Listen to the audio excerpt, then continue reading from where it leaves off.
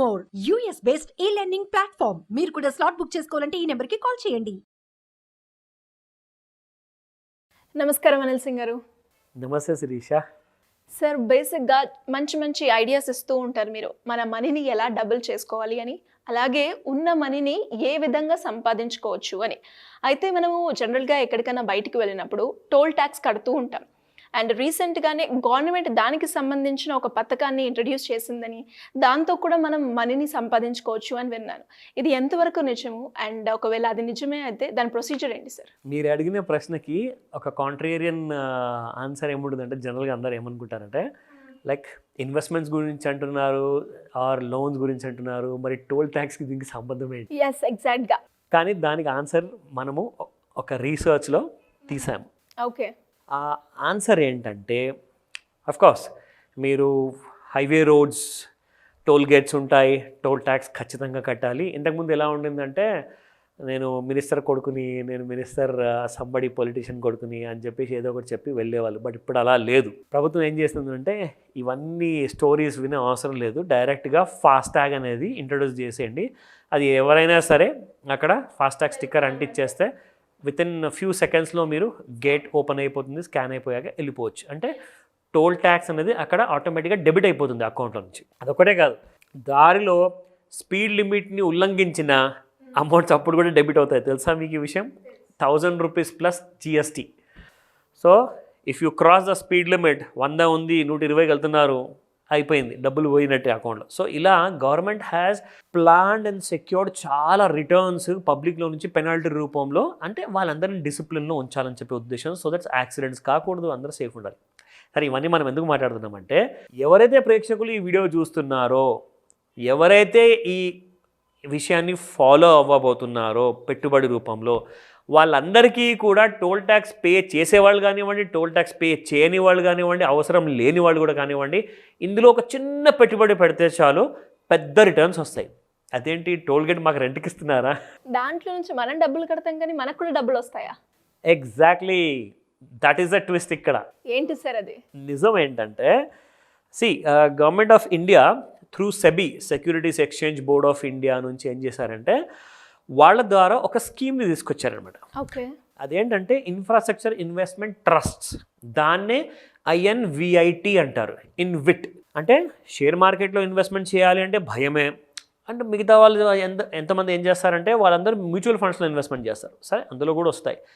కానీ దాంతోపాటు మ్యూచువల్ ఫండ్లు కూడా కాస్తంత అప్స్ అండ్ డౌన్స్ ఉంటాయి కాబట్టి కొంచెం అక్కడ కూడా రిస్క్ ఉంది. కానీ ఇంకా రిస్క్ మనం తగ్గించుకొని కాస్తంత సేఫ్ రిటర్న్స్ మనం తెచ్చుకోగలిగే ఏదైనా ఆప్షన్ ఉందా అంటే ఇన్విట్స్, INVITలో ఇన్వెస్ట్ చేయండి. అంటే ఇవన్నీ కూడా స్టాక్ మార్కెట్లో లిస్ట్ అయిన ఫండ్స్ అన్నమాట. సో ఇందులో కూడా మనము ఇన్వెస్ట్మెంట్ చేస్తే మనకి minimum investment somewhere about 10,000 rupees ఉంటే చాలండి. Maximum sky's the limit. Okay. Yes, you can invest any amount. అయితే ఇందులో మనకి వచ్చేది ఏంటి, వాట్ కైండ్ ఆఫ్ రిటర్న్? సరే, టోల్ గేట్ అన్నాము, రైల్వేస్ ఉన్నాయి, ఇవన్నీ ఇన్ఫ్రాస్ట్రక్చర్లోకి వస్తుంది అనమాట. దాంతోపాటే పవర్ ప్లాంట్స్ ఉన్నాయి. సో గవర్నమెంట్ ఏం చేస్తుందంటే, ఇవన్నిటికీ కలిపేసేసి ఒక ఇన్విట్ అని చెప్పేసి ఒక ఆప్షన్ క్రియేట్ చేసింది. సో ఇన్విట్ ఏం చేస్తుందంటే, ఈ అన్ని గవర్నమెంట్ సెక్టర్లో ఉన్న పెద్ద పెద్ద ఇన్ఫ్రాస్ట్రక్చర్ ప్రాజెక్ట్స్ ఏవైతే ఉన్నాయో వాళ్ళందరూ కూడా ప్రాఫిట్ సంపాదిస్తారు. ప్రాఫిట్ సంపాదించిన తర్వాత వాళ్ళ దగ్గర నుంచి వచ్చిన ప్రాఫిట్ని ఇన్విట్ ఏం చేస్తుందంటే, ప్రతి పెట్టుబడి పెట్టిన వాళ్ళందరికీ కూడా 90% ప్రాఫిట్స్ అనేది పనిచేస్తుంది. 90% ప్రాఫిట్స్ అంటే 1,00,000 కోట్లు ఉంటుందా, 10 లక్షల కోట్లు ఉంటుందా? అఫ్కోర్స్ లక్షల కోట్లలోనే ఉంటుంది. కానీ ఇన్వెస్టర్స్ కూడా అలాగే ఉన్నారు కదా. మరి ఇప్పుడు నేను కానివ్వండి, ఇంకొకరు కానివ్వండి, ఎవరైనా ఇన్వెస్ట్ చేసినా కానీ, మీరైనా కానివ్వండి, అందరు ఇన్వెస్ట్మెంట్ చేస్తుంటారు. కాబట్టి కొన్ని లక్షలాది మంది ఇన్వెస్ట్మెంట్ చేస్తున్నారు ఇన్విట్స్లో. ఇన్వెస్ట్మెంట్ చేసిన వాళ్ళందరికీ కూడా డివిడెండ్ రూపంలో ఈ ప్రాఫిట్ ఇవ్వబడుతుంది అనమాట. అయితే ఎంత వస్తుంది మనకి అప్రాక్సిమేట్గా ప్రతి సంవత్సరము?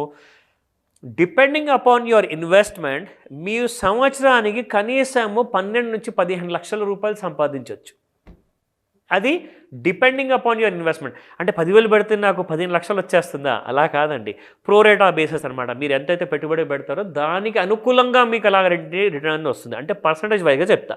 ఇప్పుడు మీరు FD పెట్టారనుకోండి, 6%, 5%, ఒకవేళ సీనియర్ సిటిజన్స్ ఉంటే 7%. ఇక్కడ మీకు దాదాపు 14% వస్తుంది. Double your returns per annum or double literally. Okay. And somewhere around మీరు కొన్ని మంచి మంచి ఇన్వెస్ట్మెంట్స్ ప్లాన్ చేసుకున్నారనుకోండి, అదే వచ్చిన రిటర్న్స్ని మళ్ళీ రీఇన్వెస్ట్ చేశారనుకోండి, you will make somewhere around 12 to 15 lakhs per annum easily. అది ఎలా, ఆ డీటెయిల్స్ అన్నీ కూడా మనం చెప్పొచ్చు, కాకపోతే ఇది ఒక గంట ఎపిసోడ్ అయిపోతుంది. ఓకే. సో ఏంటంటే ఇట్స్ అ వెరీ ఇంపార్టెంట్ విషయం ఇది. సో ఈ విషయాల్లో ఫస్ట్ ఆఫ్ ఆల్ మనం చెప్పాల్సింది ఏంటంటే, ప్రతి డివిడెండ్ ఏదైతే ఇండివిడ్ ద్వారా ఒక హోల్డర్కి అంటే ఇన్వెస్టర్కి వస్తుందో అది వాళ్ళ సేవింగ్స్ అకౌంట్లో క్రెడిట్ అయిపోతుంది, వాళ్ళ డీమ్యాట్ అకౌంట్లో క్రెడిట్ అయిపోతుంది అనమాట. సో అందులో ఎలా ప్రొసీడ్ అవ్వాలి, ఆ డీటెయిల్స్ అనేది మొత్తం చాలా సింపుల్గా ఉంటుందండి. మీకు ఒక సేవింగ్స్ అకౌంట్ ఉందా, సేవింగ్స్ అకౌంట్ అది government bank, private bank, whatever, no bank, no problem అనమాట. సో ఎనీ బ్యాంక్లో మీద ఒక సేవింగ్స్ అకౌంట్ ఉండాలి. మీరు ఎవరి దగ్గర అయినా అదే బ్యాంక్లో మీకు అకౌంట్ ఉంటే మీరు అక్కడే మీరు ఒక డిమాట్ అకౌంట్ కూడా ఆప్షన్ తీసుకోవచ్చు, ఎందుకంటే ఇది ఆప్షనల్ కాబట్టి మీరు అడిగి మరీ తీసుకుంటే మీకు ఇస్తారు. ఒకవేళ మీరు బ్యాంకర్ దగ్గర కాదు, ఒక స్టాండ్ అలోన్ బ్రోకర్ దగ్గర వెళ్తారనుకోండి. స్టాండ్ అలోన్ బ్రోకర్ అంటే ఎవరైతే ఓన్లీ షేర్ మార్కెట్ బిజినెస్లో, ఇన్విట్స్ బిజినెస్లో, బ్రోకింగ్ బిజినెస్లో ఉన్న వాళ్ళు మాత్రమే, అంటే వాళ్ళకి బ్యాంక్స్తో సంబంధం ఉండదు. సో ఒక స్టాక్ బ్రోకర్ దగ్గర వెళ్తారు, వాళ్ళ దగ్గర వెళ్ళేసేసి డిమాట్ అకౌంట్ ఓపెన్ చేస్తారు. మీ దగ్గర ఉన్న సేవింగ్స్ అకౌంట్ని ఏదైతే బ్యాంక్లో ఉందో అది మీరు లింకప్ చేసేస్తారు. సో ఆ లింకప్ చేసినందువల్ల ఏమవుతుంది, మీ సేవింగ్స్ అకౌంట్ నుంచి డబ్బులు మీ డిమాట్ అకౌంట్కి వెళ్తాయి. అక్కడ నుంచి మీరు ఆ ఇన్విట్ అనేది ఆప్షన్ మీరు కొనుక్కోవచ్చు. ఎందుకంటే ఈ విషయం చాలామందికి తెలియదు. మనం టోల్ ట్యాక్స్ పే చేయడం మాత్రమే కానీ టోల్ గేట్ వాళ్ళ బిజినెస్లో నుంచి మనం కూడా షేర్ పొందగలుగుతామా అన్న విషయం అందరూ ఎవరికి తెలియదు. ఎందుకంటే చాలామంది కసురుకుంటున్నారండి, ఎందుకంటే toll gate prices have increased a lot అనమాట. ఇంతకుముందు ₹1, ₹5, ₹10 వసూలు చేసేటోళ్ళు ఇప్పుడు కొన్ని వందల్లో తీసుకుంటున్నారన్నమాట. సో వాళ్ళ దగ్గర నుంచి కూడా మీరు ప్రాఫిట్ తీసుకోవచ్చు.